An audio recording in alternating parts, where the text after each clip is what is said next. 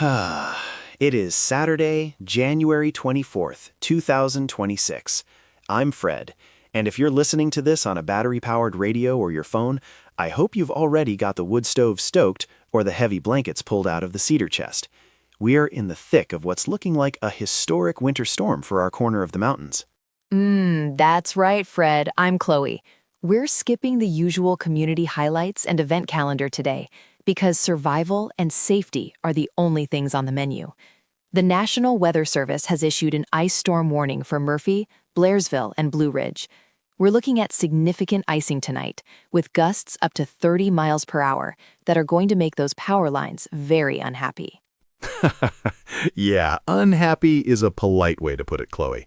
When that ice stacks up on the pine limbs and the wind starts pushing, those branches turn into literal sauce. If you're in a rural part of the county, you need to prepare for a power outage that could easily last way longer than 6 hours. This isn't just a hope the lights flicker situation. This is a how do we keep the house livable situation.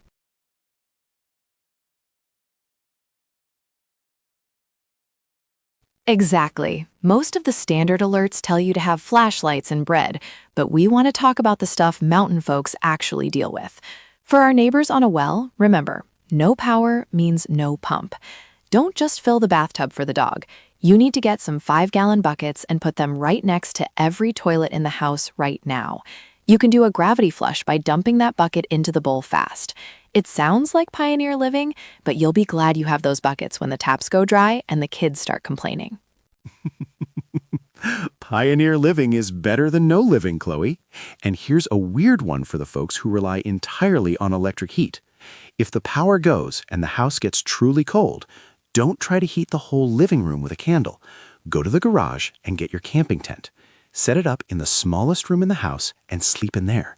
Your body heat stays trapped in that small nylon space and can keep it 15 degrees warmer than the rest of the drafty house. It's basically indoor glamping for survival, and it works. But remember, no candles in the tent and no candles while you are sleeping. Just make sure you don't try to use a charcoal grill or propane heater inside that tent. We want to stay warm, not end up in the emergency room. Also, if you've got a big chest freezer full of meat from last season, fill every empty spot with water jugs right now. That extra ice acts like a cold battery. If the power stays out for a day or two, a full freezer stays frozen for 48 hours, while a half-empty one will start thawing in 24. That is a solid tip. Freezer Tetris is a legit survival skill, and we need to have a serious word from Tom regarding generators. Tom, tell them why they need to be careful with the setup.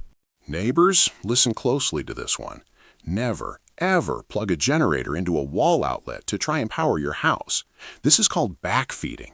It sends high-voltage electricity back out onto the grid and can kill the utility workers who are out in the freezing rain trying to get your lights back on.